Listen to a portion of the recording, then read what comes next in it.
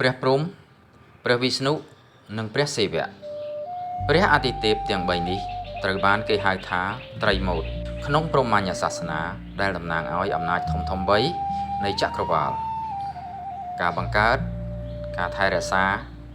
និងការបំផ្លាញដើម្បីបង្កើតថ្មី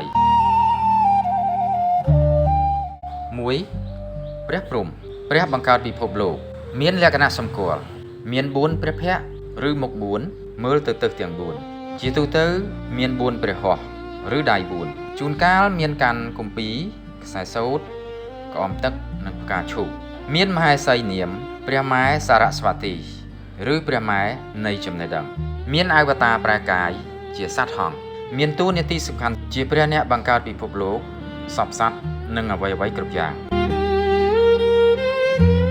រូបចម្លាក់នៅខេត្តសៀមរាបក្បាលព្រះព្រហ្មដ៏ល្បីមួយមកពីប្រាសាទត្រពាំងផុងបច្ចុប្បន្នដាក់តាំងនៅសារមន្ទីរជាតិអង្គររូបព្រះព្រហ្មក៏ត្រូវបានរកឃើញនៅប្រាសាទព្រះគោផងដែរ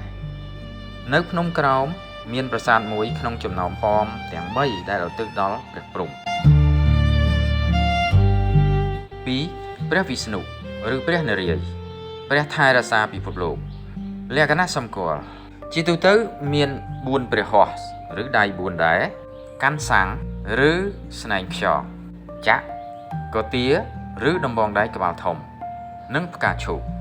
មានមហេសីនាមព្រះម៉ែតក្សមីឬព្រះម៉ែនៃទ្រព្យសម្បត្តិមានអវតារល្បីៗដូចជាព្រះរាមព្រះក្រឹស្នាមានតួនាទីសំខាន់ជាព្រះអ្នកថែរក្សាការពារនិងទ្រទ្រង់លោករូបចម្លាក់មាននៅប្រាសាទអង្គរវត្តរូបព្រះវិស្ណុជាច្រើនត្រូវបានរកឃើញនៅប្រាសាទប្រែរូបនៅសារមន្ទីរជាតិភ្នំពេញក៏មានរូបចម្លាក់ព្រះវិស្ណុជាច្រើនពីសម័យអង្គរ3ព្រះសិវៈឬព្រះឥសូរជាព្រះបំផ្លាញនិងបង្កើតថ្មីលក្ខណៈសម្គាល់មានភ្នែកទី3នៅកណ្ដាលថ្ងាសដែលជាតំណាងឲ្យប្រាជ្ញានិងអំណាចដ៏ពិសិដ្ឋជាញឹកញាប់មានសក់ចងខ្ពស់ជាញឹកញាប់មាន2ឬ4ព្រះហស្ថដៃ4កាន់ត្រីសូរមានសញ្ញាលិង្គជានិមិត្តរូបសំខាន់មានមហេសីនាមព្រះម៉ែឧមាឬព្រះម៉ែនៃអំណាចអវតារតំណាងជាហនុមានជាសិវលិង្គនិងជាឥសីផ្សេងតួនាទីសំខាន់ជាព្រះអ្នកបំផ្លាញរបស់ចាស់ដើម្បីឲ្យកើតមានរបស់ថ្មីរូបចម្លាក់នៅទីកន្លែងសំខាន់មានដូចជាប្រាសាទព្រះវិហារត្រូវបានឧទ្ទិសដល់ព្រះសិវៈភ្នំបាខែងមានលិង្គព្រះសិវៈជាស្នូលនៃប្រាសាទរដ្ឋក្បាលស្ពានមានចម្លាក់ព្រះសិវៈនិងលិង្គរាប់ពាន់ឆ្លាក់នៅបាតជ្រុះ